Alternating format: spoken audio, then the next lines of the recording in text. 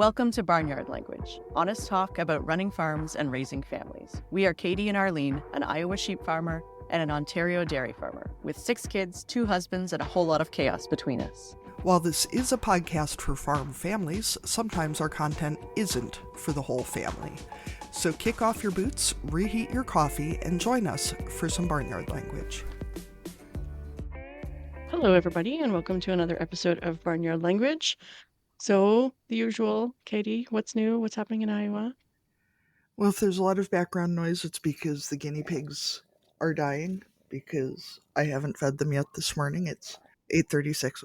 Not literally dying. Well, according to them, quite literally dying. They seem pretty noisy for animals that are clearly on death's doorstep. Yeah, I don't know if everybody can hear them back there. I'm also holding a kitten. Some neighbors called last week that a kitten had showed up at their place and their dogs were going to kill it. And their child was very allergic to cats. And so we have a kitten and we have very angry guinea pigs all in my office this morning. Okay, so for the people on Patreon, hold up the kitten. Not everyone gets to see it, but if you're, it's a little tabby. It's very cute. So in my experience, different colorations of cats have different types of personalities. Does that actually hold true for genetics, do you think? Or is that just anecdotal? I think it does for orange cats, who are almost always toms. Like the orange cats are insane? Yeah, I've heard that all orange cats share like one brain cell. Like, I've also heard about guinea pigs and rat snakes. Having the same brain cell? All 3 species might share the same brain cell. That would actually make a lot of sense. Yeah. Gray stripy cats seem to be kind of strange. We have 2 of them in our house now. We have an adult female and now this little boy. And they're both pretty goofy. Yeah, he's real cute though. I don't feel like other colors of cats have it so much as like the yellow cats. Yellow cats are weird, for sure. And they tend to almost always be male, which I think might be part of it. I think we're probably a biased sample too, because all of our cats have come from barns, and so they probably share a lot of genetics as well. It's a pretty biased sample. Although also, apparently, like, everyone in the neighborhood has some gray stripy cats now, so there may just be a tomcat that's real prolific. I just asked Jim, they are done picking corn and starting combining. We pick your corn for all of our feed and then combine what's left. So they're getting closer to done with that, which is good.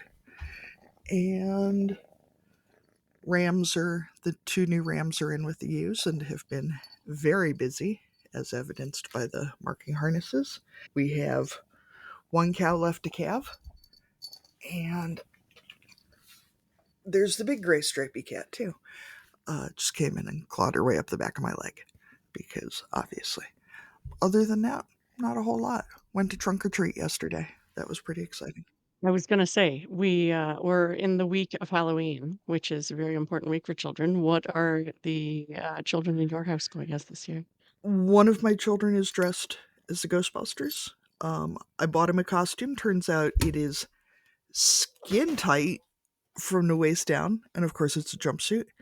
These costumes are tricky. I think like there's probably some fire retardant issues. Like they try and make them, like somewhat clingy so that kids don't trip over them or catch on fire, things like that. But it does definitely make it hard to order them because they definitely tend to the smaller size of the size range if they have a size on them.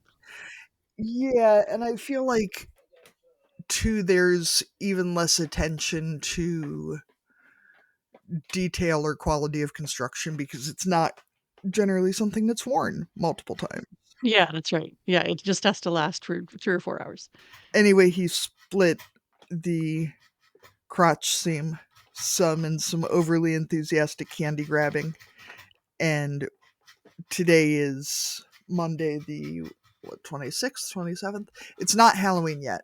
Anyway, we went to a Halloween party Friday, which is where the incident with the costume occurred, we went to a trunk or treat yesterday, which involved wearing a different outfit and the delightfully inflatable proton pack that came with his Ghostbusters costume. He was happy enough with that. He's 7. He doesn't really give a shit. But they do still have trick-or-treating on Friday. So I don't know if I'm going to try to fix his bought costume or improve his homemade costume or... I mean, if you buy a pair of coveralls, they'll get used for farm work. Yeah, it's hard to find coveralls in kid sizes, though, around here at least. Yes, that is true. I had a whole stash of hand-me-downs, but I think I've passed them all along, and they definitely wouldn't get to Iowa in time. The girl child wanted to be a fruit bat, but then got slime all over her homemade bat costume Friday, which I didn't realize until she went to put it on as we were leaving for a trunk or treat yesterday. Now, was the slime related to the Ghostbusters or unrelated to Ghostbusters? From the Halloween party. But it so now it looks like she's a fruit bat who's actually been eating, which is nice. It's not the first year I've made her a bat costume. Hopefully won't be the last year I make her a bat costume. Now, are you someone who dresses up when you go out to Halloween events with your children? I don't normally. I obviously, for obvious reasons, have a fair amount of bat-themed clothing, so I will usually, Okay, for people who don't know the obvious reasons, what's the obvious reason? I am fairly bat-themed. I feel like that's bats are possibly one of the strongest of my special interests. And so, although it is very hard to find bat items, especially bat clothing items that are not Halloween-y, cartoony, fangy bats, when I do run across them, I tend to pick them up. And so I have a fair collection of, bat tights and things of that nature. Bat-themed week. Yes. One of my great recent disappointments is finding a very cool pair of bat printed overalls in the UK and then realizing that although they were $80 to purchase, the shipping alone was almost $50 US, and God knows what the tariffs would be. So, very sad. Anyway, I feel like we're getting really off track. There's a lot of background noise in here. It is not helping my concentration. How are things at your place, Arlene? I saw that you dominated another puzzling competition. Well, we didn't win it this time, but we did well. Yes, my sister and I came second in pairs speed puzzling event. It was a fun one too because it was a local puzzle making company and they used only Canadian artists. And then the artists came to the puzzle event as well. So that was kind of neat. We got to meet the person who created the image and then she signed our puzzle and our puzzle box when we were done. So that was kind of fun. And then we did a 4-person team event in the afternoon and we came fourth. So that was pretty good. And we competed with a couple of people that we haven't puzzled with before. And I feel like we were a pretty good match. So maybe that's a new team going forward, not to replace the old ones, but always good to have different options to puzzle with. So, if you're putting together a Fraser Sisters triathlon, right? You've got puzzling, you've got curling. What is the third event? I mean, probably like a long walk of some kind. We all enjoy hiking to various degrees, and we're generally pretty fast walkers, so nothing too strenuous. But yeah, a good solid walk for a few kilometers, and but still being able to talk the entire time. So a walk where you don't actually like ever break conversation during the whole thing. That's part of the event, I think.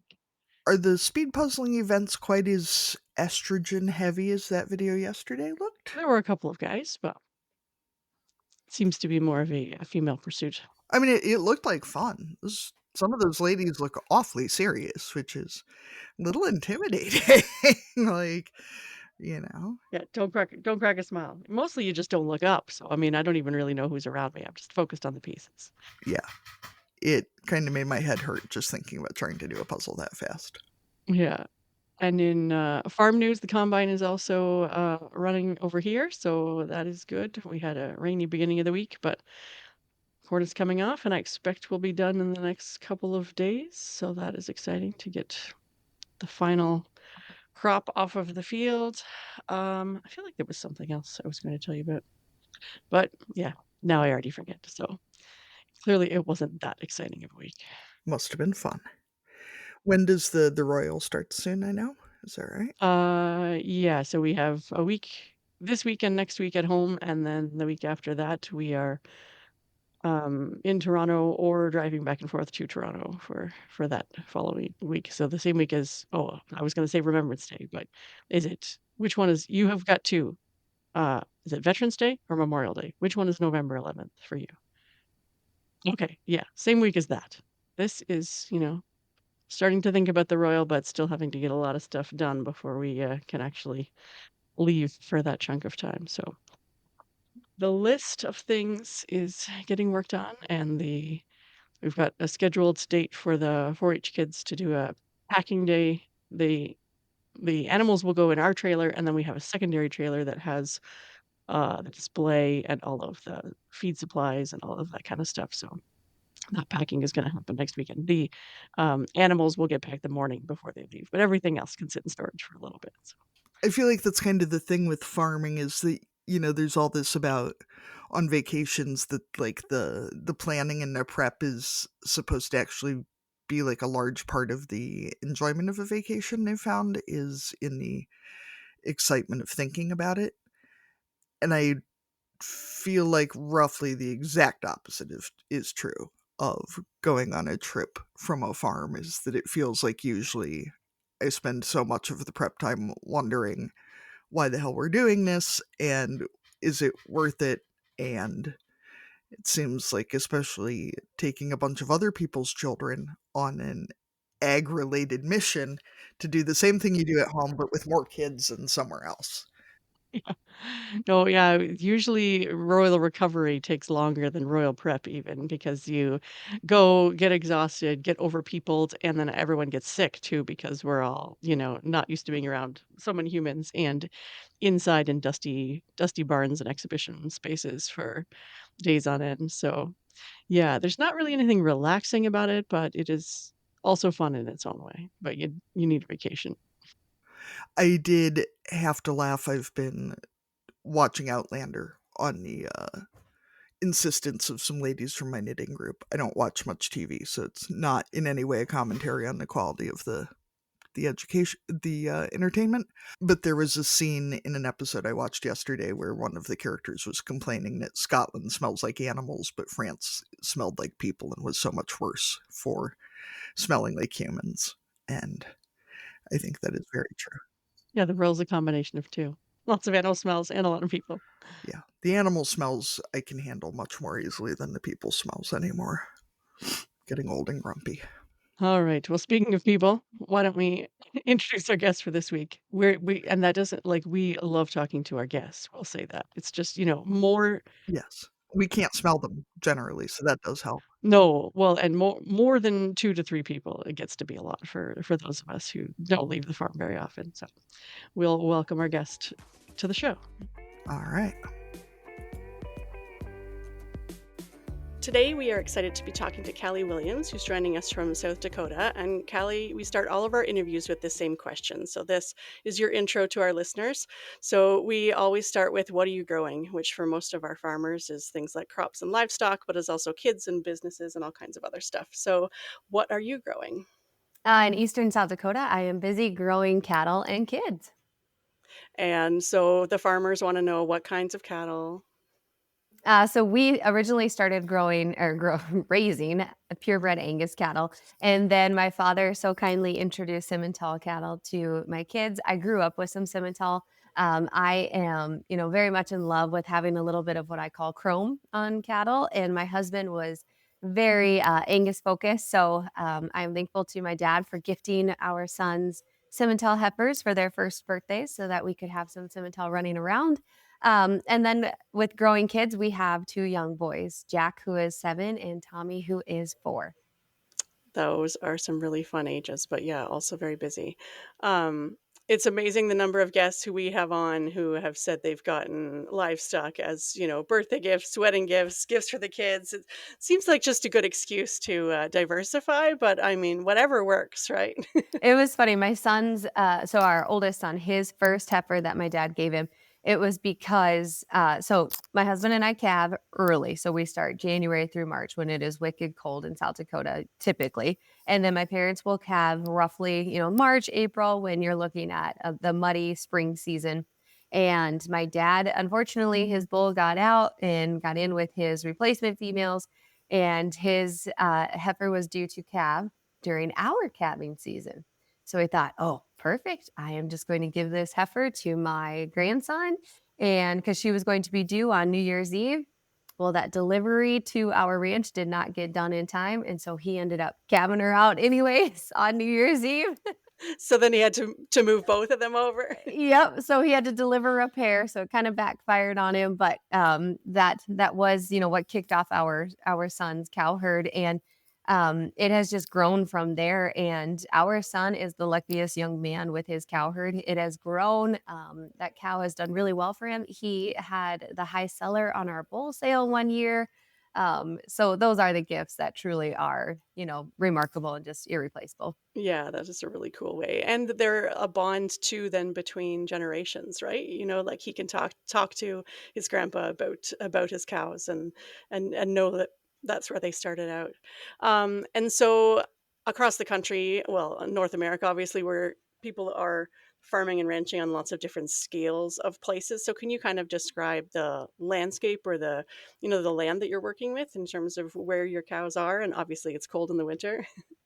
Yes, it does get very cold in the winter here, but as I mentioned, we are in eastern South Dakota. And so one thing that is well known about South Dakota is, we say we're divided. So there's East River, South Dakota, and West River, South Dakota.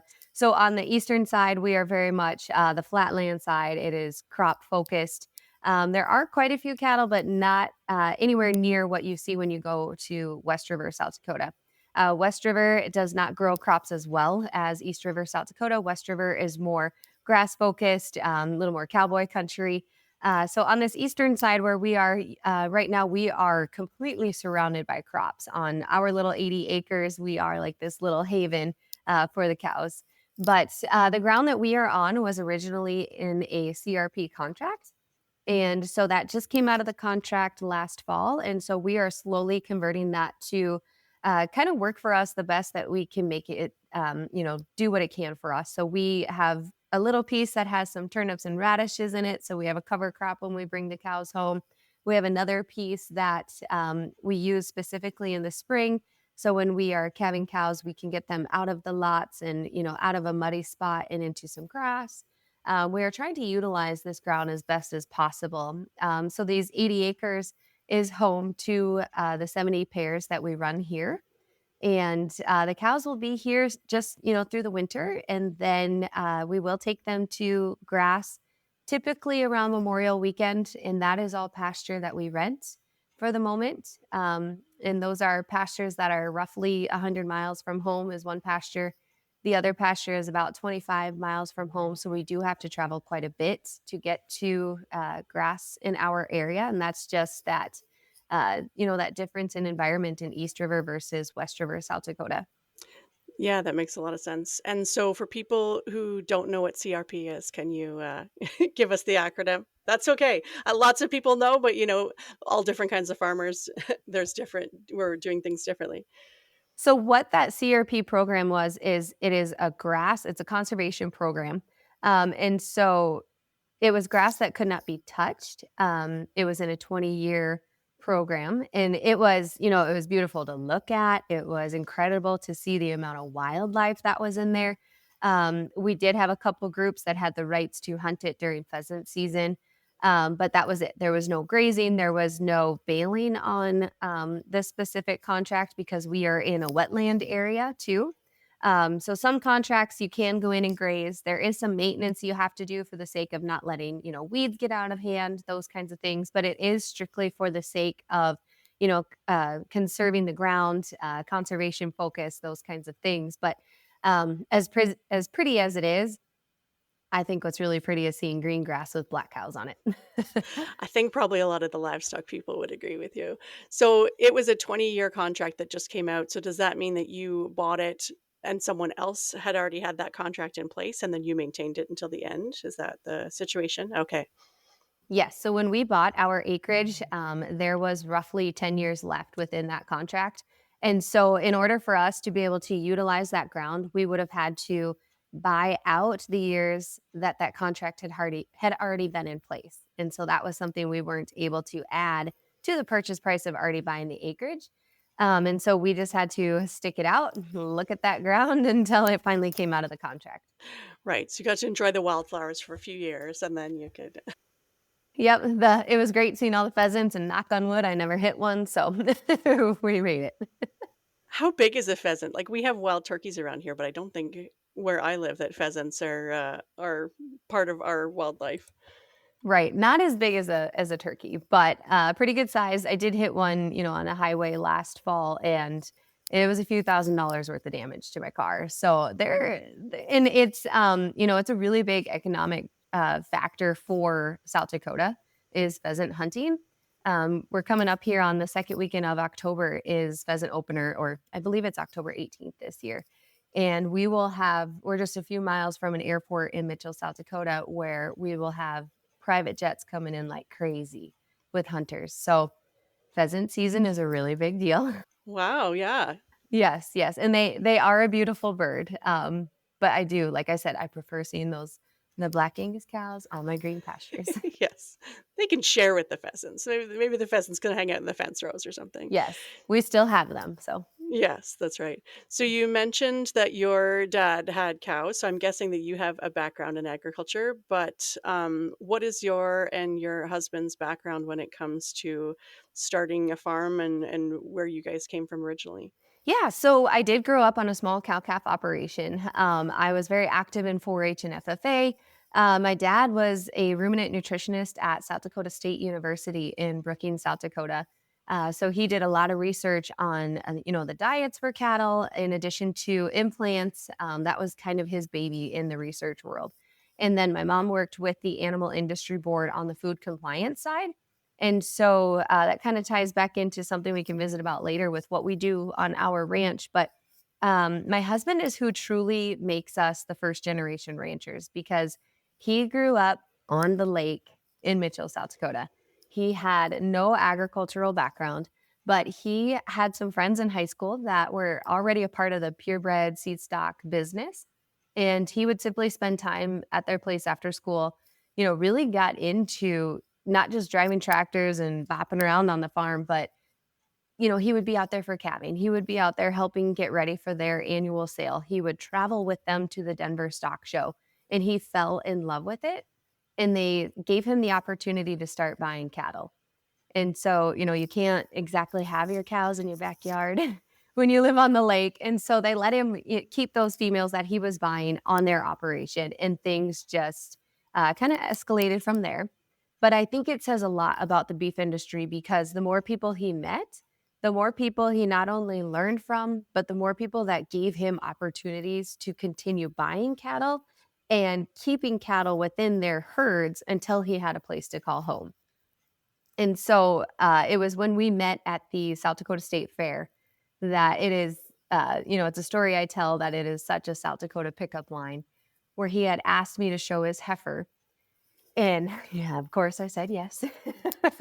And so cattle have been a part of our story from day one. And we just, we've kind of hit the ground running since then. And we, quickly, the weekend we got engaged was the weekend we signed the paperwork with FSA to purchase this acreage that we call home. And that's when all of his cows were able to come to this acreage. And everything that I had learned from my parents, I was able to take to our operation and combine everything and hit the ground running as TW Angus together. That's a really neat way of coming together. I love how the fair is such a through line in so many people's love stories and family stories. Yeah, it's amazing how fairs become a place, but especially as fewer of us are farming, those fairs are the places where we come together, right? The people who love livestock and who want to, to share what we do too. People who are passionate about agriculture. That's one of the places that we like to hang out. So the fair is definitely a good place. And it's a good reunion as you get older. Definitely, yes. So obviously being first generation comes with a lot of unique challenges that other people maybe don't have to face. So if someone else has that same dream, is thinking about ranching and wants to start their own place, what are some of the things that you would tell them they should be doing, or some advice that someone shared with you that really made a difference in your story? I think one of the biggest things that if you want to get started as a first generation rancher is to have the conversations with your banker so that they know what your plan is, but B, also have the conversations with agencies like Farm Service Agency or Farm Credit, whoever you have that relationship with, to see what kind of programs are out there, what fits your business plan best. And what your goals are. Are you looking to have something similar to like what we're doing, where you're in the seed stock business, the purebred business, or you're going to be, we have some neighbors who are more diversified, where they're doing they're growing pumpkins, they have a little market store, they're doing something like that, where I'm not going to call it a hobby per se, but they have smaller divisions and very diversified. But if you have a plan in place, I think people truly are willing to take a stab at helping you. You just have to show that you are driven and that you are willing to put in the work to get there. But then another thing that I think is truly important is building those relationships with those around you. Excuse me. The place that we call home, we would not have been able to purchase if we didn't have that relationship already developed. We were able to buy this place because Tate had made that relationship with the couple who had lived here before us. They did not have any children, so they didn't have anyone that wanted to, or didn't have anyone that was going to come here, as that next generation. And rather than them putting it up for auction, they had a conversation with us and let us buy it directly from them. We went through all the legal work and had it appraised and everything, and worked with FSA to secure the proper loans for it. But we did not have to fight for it at an auction. And that was huge.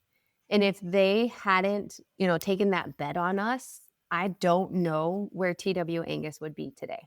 I don't know if we could have been located where we are. I don't know that our cow herd could have doubled in the 10 years we've been together like it has, or that we would have, the business that we have with our direct to consumer beef business, or be able to raise the boys here like we had. And that's all because of building relationships. And some of the opportunities that we've been given just for, a lot of the equipment here that we have is far from new, but it's because the neighbors were willing to let us either buy it from them or trade something, or, you name it. And they were willing to lend us a hand. And I think a lot of that is having those conversations. And also they see that, we've been here 10 years, we're not going anywhere. We've put in that sweat equity and we're here to stay. I think it helps immensely too, Calli, if your name is the first one that people think of when they think about, oh, we need to sell the farm. Oh, we need to sell this piece of equipment. Oh, I wonder who could use this X, Y, and Z that we're done with. And it helps so much if your name is just in the back of people's heads. Right. And some of those conversations they can be really uncomfortable too, right? One that we recently had was with a neighbor who used to have cattle. And that was, his parents that are gone had cattle. And now the son is strictly crops. But they have all this cattle equipment that is, you can barely see it, right? Because between trees and weeds and you name it. And so we had just simply asked, these bunks that are there, what's your plan? And it was one of those things where it was like, well, if you can help us get them out of here, you can have them. And that was huge for us. And it was a help to them too, because now they have room to do projects that they wanted to do with that space, but they just simply didn't have the time necessarily or the manpower to devote to that project. And so we helped each other just by having that conversation. Now, was it a little uncomfortable to ask them about something on their place? Yeah. And it kind of felt like a bargain Marvin, right? but we helped each other out, and now they've already told us, the project that they have for that specific place, and now our calves have a much better bunk line than the portable bunks that we previously had. And you never know, right? Someone else might be thinking, "Oh, well, that stuff is too old. They wouldn't want it. I don't want to insult them by offering it." So if either one has that conversation and it feels comfortable either asking or declining, if it's not something you need. But yeah, having those conversations, there isn't usually a bad outcome, but you just have to, yeah, push yourself to actually say the words out loud. And we are so thankful for them. So, how do you market your beef, and what has worked or not worked to creating that customer base? Yeah, so we originally started by simply offering a few beef shares. And that was just selling a couple steers per year via beef shares. And then a few years ago, we decided to increase the beef share side. And then we actually had a handful of people say space wise, we're not willing to do the beef share. And then it can be a little overwhelming, the price of a beef share. And that was a few years ago. And then you look at today's market prices, and it can definitely be overwhelming if it's your first year. But we decided, you know what? Let's take a leap of faith and have a few steers processed under beef or under state inspection. And that has done so well for us because now we can offer product to individuals, what I like to say is a la carte. And so I have a few bundles on our website that I have put together, where it'll include a couple roasts and some ground beef.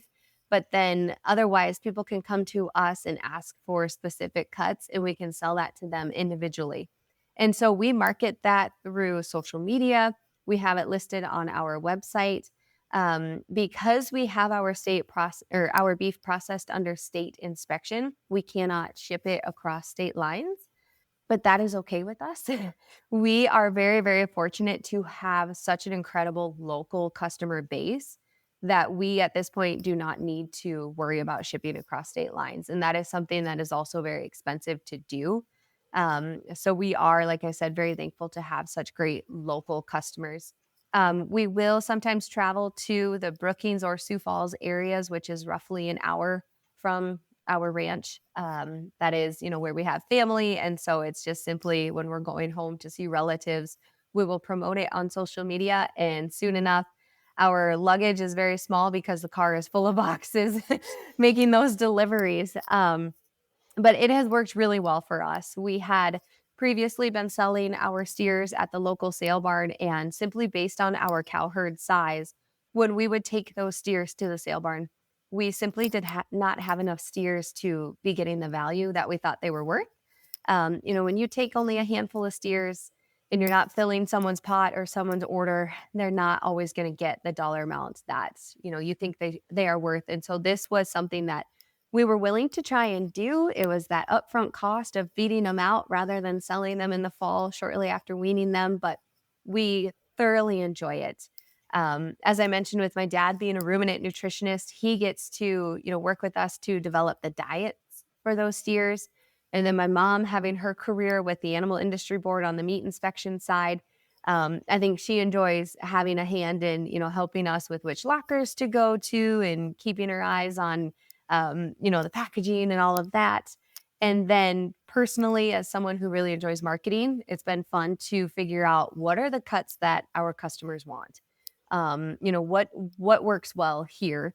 But then it's also, as the rancher, really fun to go in to the lockers with my dad, and we will grade those carcasses to see how our beef is performing. And so we can see not only, how his rations did, but then as the rancher, we can see how our genetics are performing every year. And so rather than just making, cull decisions based on those weaning weights or, when you go to preg check, who stayed AI'd or anything like that, we can see who is truly performing based on the carcass data. I know too, we've done direct market beef, and there's such a slightly weird and creepy sense of pride when you get a really good report back from the locker. Like we had one that hung so well that they had to split it to fit it on the rail, and that was such a weird little thing to be proud of. I know too, we used to do shares of whole beef, and for a lot of new customers, like they don't really want to drop, in today's market easily $1,000 on meat that they don't know. And so being able to, give them 5 pounds of hamburger or a package of steaks or whatever to try first is so much easier. And also, for a lot of us, I know you have at least one young kid if you're doing preschool pickup, and Arlene has kids. If we get a whole beef back for our freezer, there's steaks still sitting in there.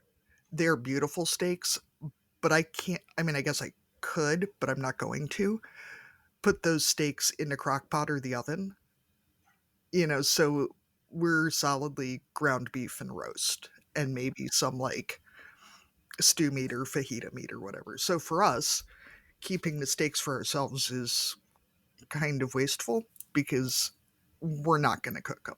And I know a fair number of other families that are in that same boat, that it doesn't matter how beautiful those steaks are if you're never going to cook them, because nobody's got time for that. Right. That's one thing I do like to share with those who purchase, a beef share from us, is that that's the beauty of it, is what they are getting is their choice. They get to decide what they do with their beef. And so it's whatever fits their family best. And I was visiting with one of our customers earlier this week, and they do a quarter. And so it's, a smaller amount, but they do a lot of patties for the most part. And then they will do the tenderloin medallions because they are on the road a lot in the summer, as they go racing. It's a stock car type of racing, and that is the most convenient thing for them when they are traveling and grilling and, need to kind of be able to cook on the fly. And I'm like, see, that right there just goes to show that they have figured it out. They know what works well for them and their family, and that's the best news you can get. Other times we had a customer that would get half a beef, and I had gone in and graded it, and it was a prime, beautiful carcass. And when I found out he ground up, 3/4 of it, it made me so sad. But it's out of your control, right? And that's what they want, and that is not for me to know. I shouldn't have asked. Yeah, that is a little heartbreaking. I know we dropped off we're a dairy farm, but if a hamburger cow makes herself available, then she will go in our freezer. But there was one I got a while ago where the butcher shop even called back, and they were like, "You sure you don't want some more steaks out of this one?" Like, I don't think you want to ground it all up. It's like, yeah, that's fine. Go ahead. You tell me what I should do. But yeah, everything else can go in hamburger.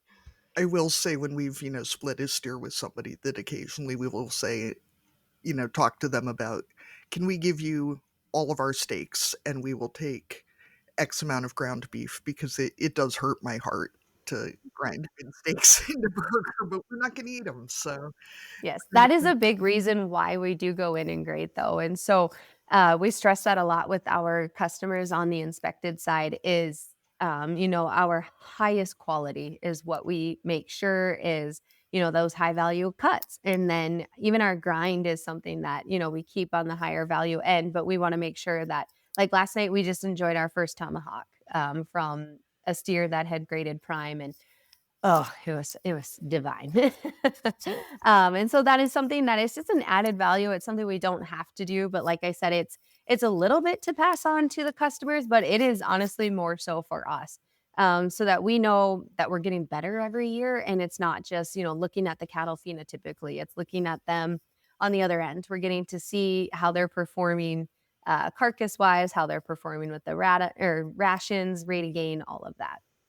I think we're going to transition into the parenting side of our podcast, because we are both an ag podcast and a parenting podcast, like you. So we often kind of start out this conversation by asking people to reflect on when they first became a parent, because obviously it's a pivotal moment in anyone's life who brings a child into their house. So when you think about when you first became a mother, what were those first weeks and months like, and how did your life change? So both of our boys are summer babies. We have a June and an August, and having a summer baby was pretty smart.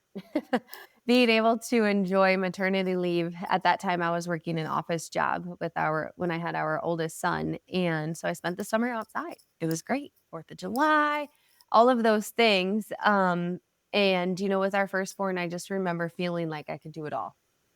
Like I could conquer everything. I could add more to my plate, all the things. I could still do all the cattle things. And it was when winter hit that the mind shift definitely changed. Because, that first calving season, we had a wicked winter and I couldn't go out with a baby. A 6-month-old can't be out when it's negative and blowing 30, 40 mile an hour winds. And I remember just being over here at this picture window and not being able to see our calving barn and my husband being outside and feeling so worthless and helpless because I'm like, what am I supposed to do? This is a team effort here of having cattle and I'm inside. And it took a long time to, have that shift in my mindset that I'm doing something just as important inside with the little man than, my husband outside with the cattle. But that was probably the biggest change with parenthood of tricking my brain almost that, it is okay to be inside with the littles for a while. And then eventually you do get to go back outside and be hands-on with everyone together. But that was, welcoming the babies, that was probably the hardest part for me as someone who really likes to be hands-on with the cattle. Yeah, that winter calving, you go on some of the farm women's groups and there's lots of people giving ideas about how to put babies in carriers and stuff, but I mean there are just some jobs and some temperatures that are not safe to have a baby attached. And that's just it. In the beginning, we could go wean calves out there. I could work on show cattle with the littles. It just felt like we could do anything together. And then when that first blizzard hit, I thought, whoa. Yeah, it's true. It's not possible to do it all the time. Podcasts are free to listen to, but they aren't free to create. Katie and I would appreciate your support as we work to build the Barnyard Language community. Patreon is an easy way for you to make a contribution that goes directly to making the show. As a member of our Patreon community, you get to watch the video version of our weekly updates, complete with questionable hairstyles and clutter. With 3 levels of support, you can choose a tier that works for you. Keep the podcast going by becoming a patron today at patreon.com/barnyardlanguage.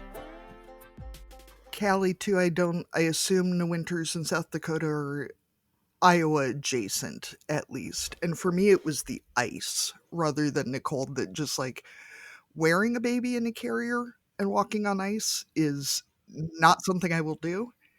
And it just really complicates things a whole lot.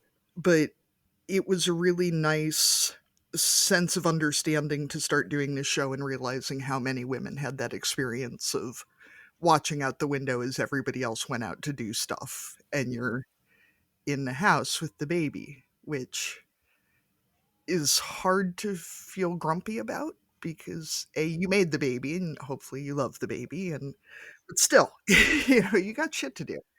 Yeah, I know.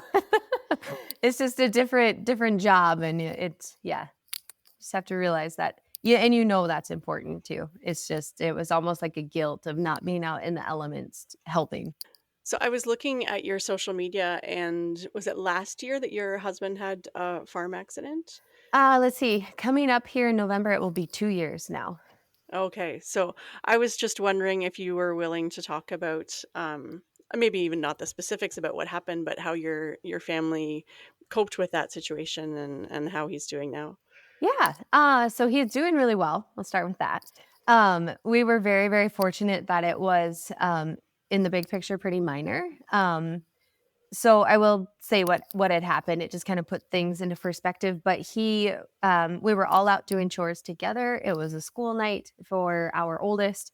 And there was one thing left to do of feeding a bale of hay. And of course, the boys wanted to go with. And my husband said, I still need to unhook the baler because he had been baling corn stalks the night before. And so he was like, you guys better go start supper and bath time. I'll be in soon. And so I go inside with the boys.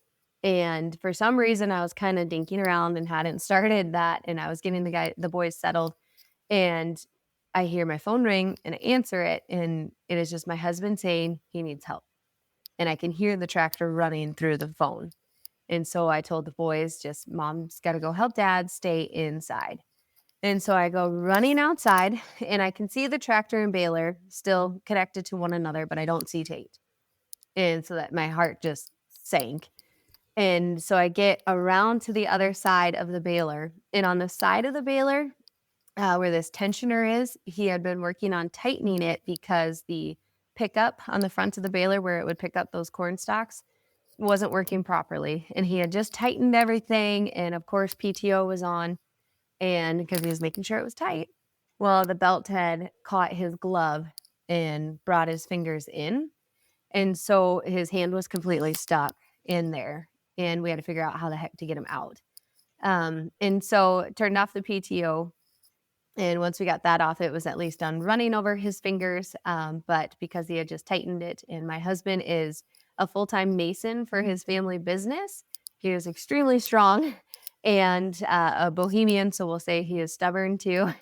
But I was looking for tools, trying to get him out, and everything that I was finding, needed an extension cord. Can you find an extension cord when you need one? No. And he found his pocket knife, of course, had that on him, and with sheer force and adrenaline, he was able to cut the belt off and get his hand out of there. But what had happened was he suffered crush, laceration, and burn because of both the belt and the chain running over his hand. And so when you would look at the x-rays, you could see the exact location of where that chain ran over his fingers. Because of the heat and the speed of everything, there was no bleeding. So that kept things somewhat clean. I will not forget when we got to the ER, he had his glove on, but when we got to the ER, the nurses were very concerned that it was already, they thought, mold because it was green. Like, no, that would be John Deere green. So it was a little scary. He ended up having to be flown to a larger hospital as they thought he would have surgery that night. Surgery didn't happen until the next day, but he ended up going through 8 surgeries over the course of 10 weeks, all to repair the fingers. He has some fingers that are much shorter now, but he could feel the ends of a couple of his fingers, and so he was not willing to shorten them until we went through, as much as possible to save them. Being a mason, he wanted to keep as much as them as he could for the sake of being able to physically work. Doesn't care how they look, just wants to be able to use them, right? And it's kind of crazy. Everywhere we went after the incident, I'll say the older generation welcomed him to the club. I was going to ask if this was the thing that made him a quote-unquote real farmer in the neighborhood's eyes. The missing digit club. Yes, yeah. I've got a picture in my head of all the farmers I know who have one or 2 or 3 shorter fingers than. And they would just take them. They didn't go to the extent that we went to try and save them. The first surgery failed. It was, they called it Integra. And it was actually, I thought the cows are coming to save us with this one because a portion of what they put on there is made from beef collagen. And I thought, how cool is that? And it is supposed to help the tissues regrow because, everything was down to the bone. And so it was trying to help, get that skin to come back. Thought this is it. But unfortunately, that didn't work. And a couple other things didn't work. And we later found out that it was all because there was an infection in his bone. So everything would look good for 10 to 14 days. And then that infection would, take over. So he was a fighter. And his surgeon, when we were at Mayo over in Minnesota, had flat out said, Tate did everything that he could, but Tate made the right decision of getting back to living his life. And so he went through a lot of physical therapy. And right as physical therapy was getting done was our calving season. And so although we needed to keep him clean and warm and all the things, I think the best physical therapy was out tagging and vaccinating fresh calves and getting his brain thinking he was, back to work, which he was, but back to physical activity, feeling needed, because when he couldn't help at all while I was doing all the cattle chores myself, having to do all the kid things myself, that took a big toll on him. But he stayed so positive. That kept me positive because he was so positive. It feels a little wild as someone who's also, gotten medical treatment at Mayo, that it seems so random that it's just kind of like out in these boondocks of nowhere, Minnesota. But I bet they see way cooler stuff. And we're incredibly fortunate to have a resource like that so close. We are so fortunate. That was the last place that we went to because we couldn't get in right away. We were very fortunate to have a surgeon in Norfolk, Nebraska. That was incredible as well. And he was the one that had then suggested, getting that second opinion at Mayo. And then they were both on the same page of what that next step would be. And we were on a conference call or on speaker with both surgeon. And it was one of those of, we were at Mayo, they could get us in. And we had the blessing from the surgeon at Nebraska. And he said, well, go for it. You're there, go for it. And poor Tate, it was on his birthday that he had to say goodbye to the last bits of his fingers. But we were very, very fortunate. You think of these somewhat rural areas, and we have some of the best providers. We learned a lot about hand anatomy. We learned a lot about how incredible communities are. I also learned personally, it's, something I like to share, that when someone goes through an accident or a loss or something, I think the best thing you can do, rather than, blowing up their phone with calls and texts and all the things of offering, just whatever you're good at, just go do that for them. If you're good at making a meal, do that. We had a neighbor that he grew up with cows, doesn't have cows now, but he just showed up one day and learned how to do chores. So if I had to be gone overnight for something with Tate, or an appointment ran long or something, I could call him and he knew where things were and could step in and do chores. And that was probably the biggest and most helpful thing, because everyone was calling and offering to help. And that was the most overwhelming and wonderful thing. But how the heck do you delegate all of the things? And so the meal drop-offs, and that's all wonderful. But now if I ever know anyone that's in distress or, heartbroken over something, just know what you're good at and go do that for them.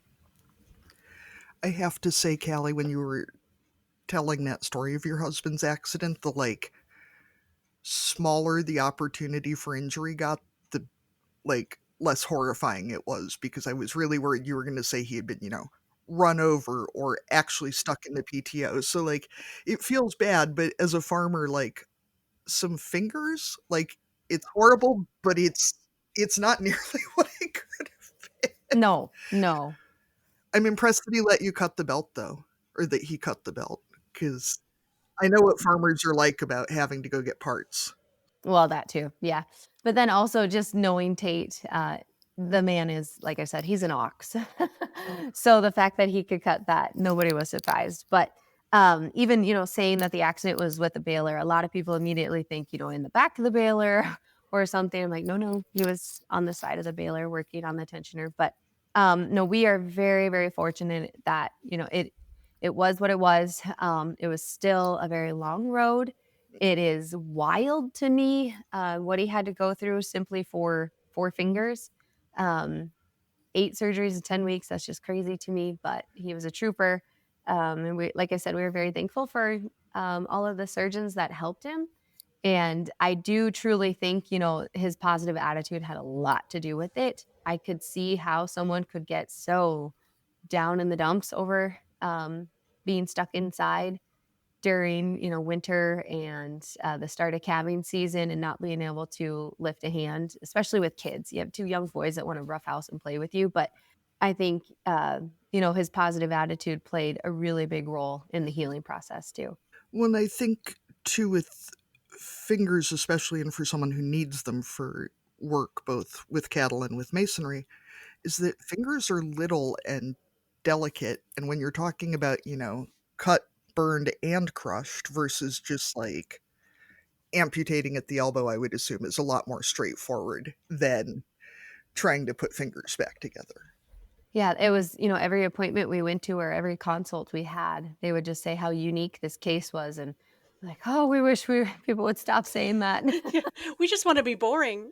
Yeah. Can you just fix it? Yeah, it would be nice just once to go in and have them be like, you are literally the most boring thing I've ever seen. Yeah. Oh, easy, we got it. Yeah. Well, and I'm sure too with the younger person, the drive to restore function has got to be a lot higher than it might be with someone who's closer to the end of their working career.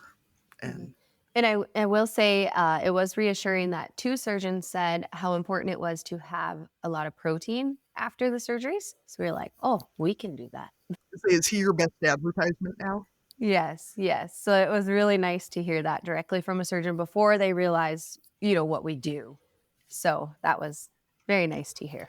So what does farming and what other work you might be doing in marketing and childcare and all that look like for your family? How are you balancing everything? That's always our big question. Please give us some secret tip that we don't know about yet. Oh man, that is a conversation one of my friends and I have quite often. We think balance is such a that word. We don't know that balance is truly a good word because we're like, you know what? You just figure it out. You just do the things. You figure out your A's, your B's, your C's. I personally like time blocking. Time blocking is very important to me. It was something that I used to use quite often. And then recently, our daycare provider retired. And so my youngest is home with me when he is not in preschool, which is just, a couple hours, 3 days a week. And so that time blocking is my biggest resource. And so that comes down to, specific hours of the day are dedicated to the computer, and then specific hours are dedicated to we are outside doing something cattle related or yard work type of deal, whether that's fun decorating, something that needs to be done for the yard, you name it. But then also things that help with the mom side of it is, let's say, Monday's laundry day, Friday is the deep clean day. um, there are things that are dedicated to specific days, and that is truly what keeps things moving somewhat smoothly, we'll say. Um, I am still a pen and paper, all the calendars, all the things. I have them visible throughout the house, hoping, that my husband reads it too. Strong communication is really important as well. But like I said, time blocking is what helps me with, we'll say, balance, but time blocking is what keeps me organized. I think too that time blocking is so great for communicating to other people what you're doing because I know, and this is something I'm sliding into currently with my kids who I think are a little older than yours, is that it's so easy to say, "Oh, I just have to do this thing just 1 minute," and it's the same experience as daddy saying, "Oh, I just need to feed this one cow and I'll be in," and that could either mean 3 minutes or 4 hours. Um, that if they can look at the calendar and see the next 2 hours are for X, and here is where we are in that 2 hours, can be really helpful for everyone to see that thing. And it helps a lot too with that the what things that can be done at any time are often done at no time because there's not a time for them, so they just never happen. Yes. And, with the beef deliveries, we try to do those on specific days.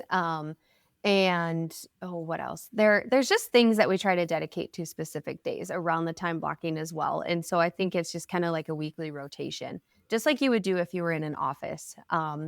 Mondays at a previous job that I had were certain marketing meetings. Tuesdays were the sales calls, those type of things. So I try to keep it, even though, I work from home for my employer, and just try to keep things on a regular schedule. And then being the marketing person, social media is really, important too, right? And I can find myself being on my phone too much when the kids are home, and I dislike that. And so it's gotten to the point where once the boys are home, I'm putting my phone in another room now so that I'm not even called to use it. I'm back to wearing a smartwatch so that if someone actually needs me, they're calling me, and then I know. But I don't need to be distracted by social media notifications that are irrelevant when I have my two littles home. Well, and it's so hard to remember that if it was a bigger business they were contacting, if they messaged a bigger business at 7 p.m., they would not hopefully expect a human to respond within 5 minutes, and that's fine for you to do too. They're Nobody's going to die if they have to wait 12 hours to hear back about steaks. Exactly. My thing is, if they really need me, they will call. Yeah. Everybody knows not to call me, so I guess if they really need me, they will come and find me. But Smoke signals, that's still a thing. so what's your favorite thing about raising kids on the farm and with a connection to agriculture? I love being able to raise them outdoors. My aunt had always said, when they were itty bitty, that fresh air makes babies grow, and I think it's so true. But I recently had our oldest son's parent-teacher conferences, and our 7-year-old is just all sports right now. I mean, he picks up any ball there is, right? He is football, soccer. Just recently said he wants to do hockey too. I'm like, whoa, okay. But at parent-teacher conferences, every day they are working on writing their sentences, and then they have to draw a picture to go along with it. And it sounds like at the end of the school year, it will turn into an entire book that we get to take home.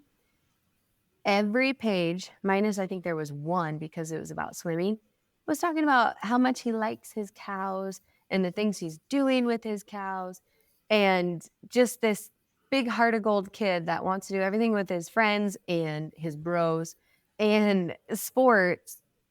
What he's talking about in school are his cows, and he's naming them and he's drawing them and talking about how he likes to haul them or how we were taking weights on them, and that made my day. So I'm like, well, as much as we try to make it fun, but it's also a lot of work. We're not burning him out, and he's not hiding it in school, and he's in a pretty big school. And so that right there just sealed the deal that they are enjoying it as much as mom and dad do. I truly think there's nothing better than showing them the responsibility of caring for animals. We're fortunate they don't see a lot of the negative side of, losing an animal, but it does happen. But they get to see the importance of animals get fed before you get fed. We have to have clean stalls. You have to have bedding, all of those things. And it just carries over into their adulthood, hopefully. And I am so, so thankful that we get to be here to raise them this way. And our nieces and nephews all live in big cities, and they love nothing more than coming to the farm. And that right there is just, it's always a learning opportunity, but it warms this auntie's heart and this mom's heart.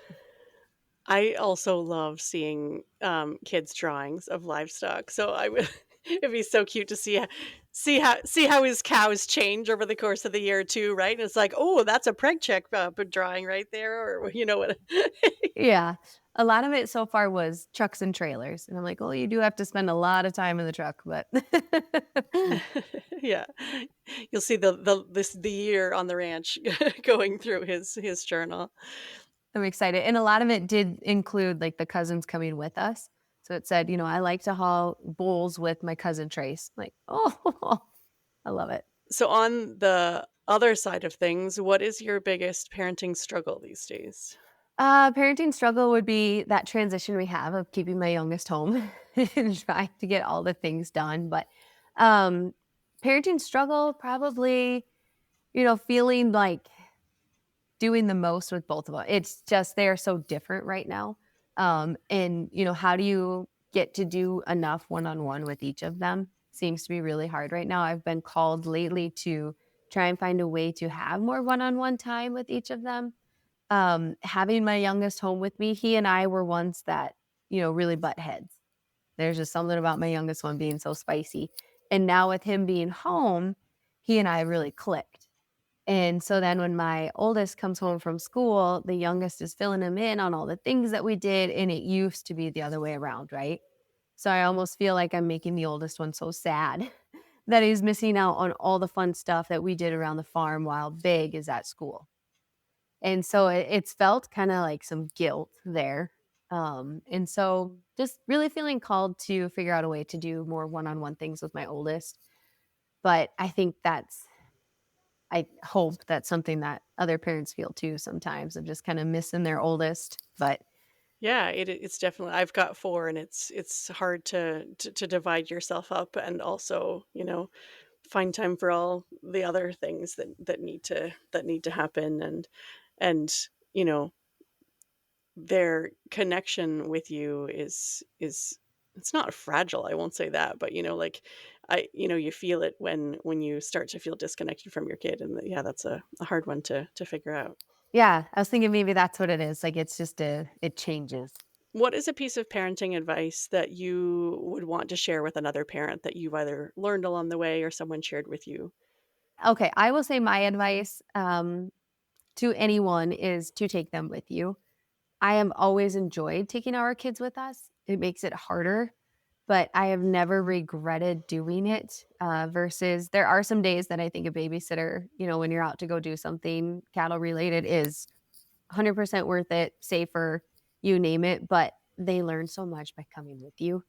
And the memories that you make, I think, is fantastic. But other parenting advice is you don't need all the things.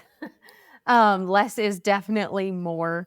And, like I said earlier, of my aunt saying that babies grow outside, that fresh air helps babies grow. And I think it's true. Our kiddos are something about that farm fresh air. I think they're healthier. They do well. That dirt helps their immune system. There's truly something to say about that. Yeah, we'll just call it dirt, but I think there's a lot to say about it. Even when it's not just dirt?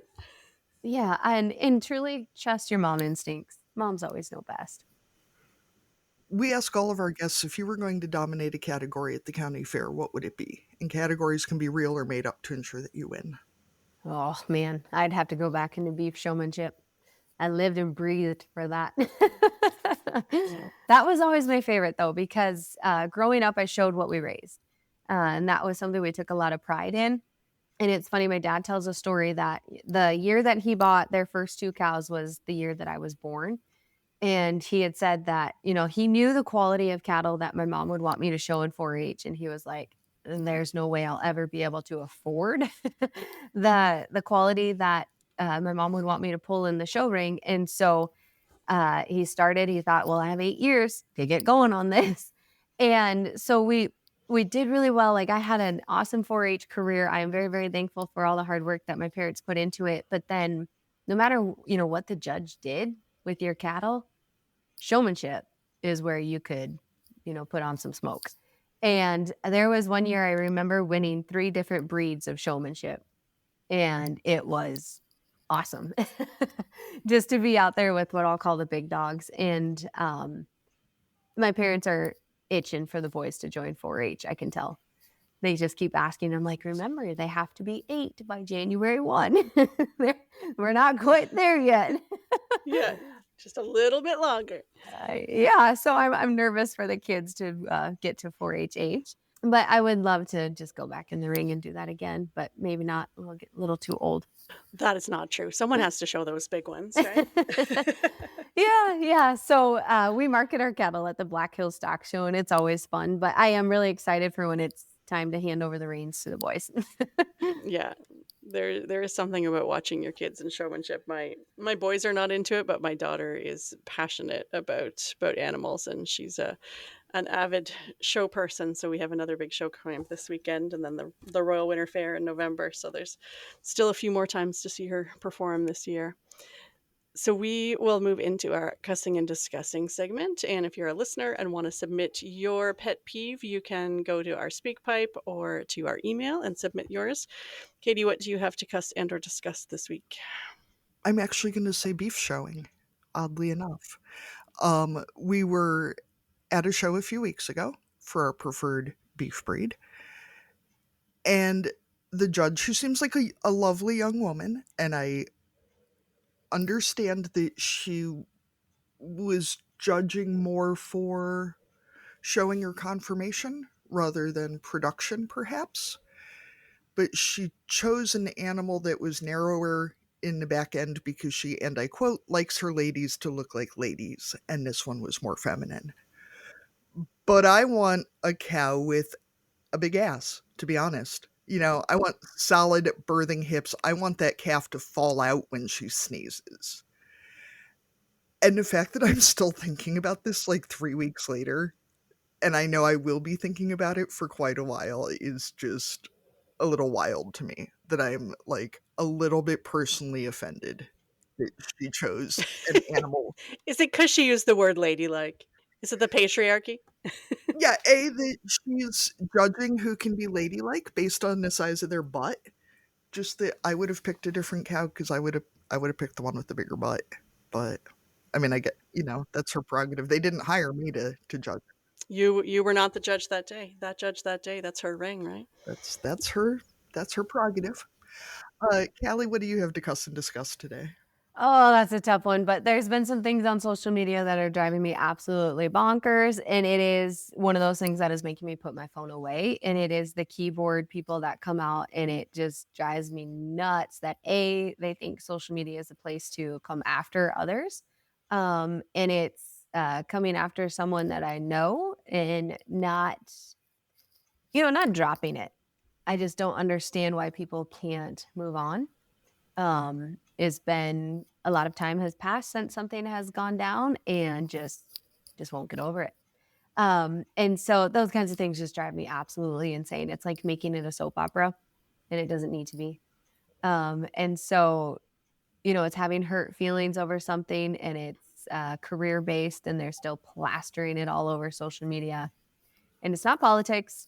It's nothing like that. And it just drives me nuts that they think it's something you should just write all over social media and make public conversations online.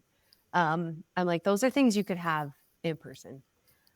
So I just think those kinds of things are very inappropriate. And I think they say a lot about a person. And so I usually don't give them the time of day, but for whatever reason, they have now started to pop up on my pages. And so that's why I'm putting my phone down, because I want my phone to say, no, that's not for her algorithm. Yeah, she's not going to engage with that content. I want to see less of this, right? Yeah. It's not only do I think it's disrespectful, but I think it is just so uneducated for people to be going off about things like that. Yeah, not the place. Well, I guess I'll go cancel my diatribe against the beef judge on all social media platforms, which was my plan. I mean, I don't know her name or anything, but I was going to slander her. Well, like a one and done, but if you're doing it a year from now, if you're still talking about it, then I might say something. That seems a little excessive, even for me. Yeah, well, it's in the sports world, so that's why. But Arlene, what do you have to cuss and discuss today? So mine is, I guess it's one of those things that is convenient for, I understand the bigger picture, but is inconvenient for me. So I understand why this is the way things work, and logically, financially, it makes sense. So I'll get into it. So in our area, busing is shared between schools. So our high school bus drivers and buses do the high school run, and then after they drop those kids off, then they go around and do our elementary schools. So our start times for school are an hour and a half ish apart for our kids. So my high schoolers are leaving for school before my elementary kid even gets up, and then they get home about 2 hours before he does, based on their bus times. So it makes sense for the school board, it makes sense for the buses, but for me it's a real pain, because I've got like those 2 hours where my high schoolers are home, and they do their own things. It's not like I have to get back for them to get off the bus. But I just, like, in terms of family life, it would be so much more convenient if everyone could just like go and leave at similar times of day. But that is not the reality of the situation. So yeah, it's just my pet peeve, and it makes sense, but I just don't like it. So that's my thing for today. we have something similar in our area where the bus will not drop off in town. And so and it's not our town, it's a neighboring school district, but the bus will drive right by 2 daycares, and there's quite a few kids. And so will not drop them off, will not pick them up, anything. And so this daycare provider and there's a lot of construction going on. And so this daycare provider is taking the kids she has in the house, which includes infants, out of the house to go get the kids from the school for the sake of safety, so they're not walking through the construction zones.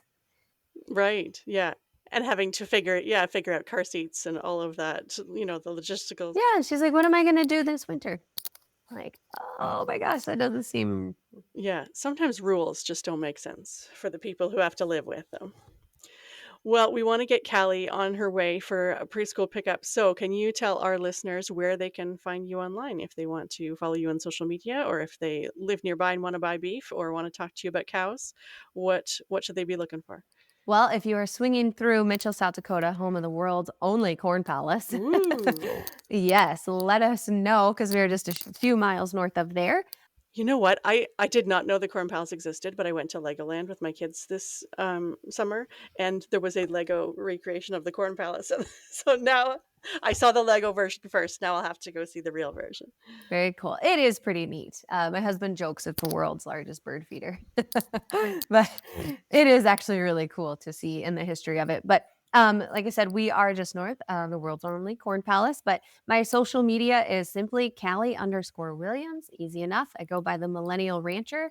But our website is www.twangus.com. And on our website, you can find information about our direct-to-consumer beef business, as well as our annual bull sale, and a little information about how we got started as first-generation ranchers.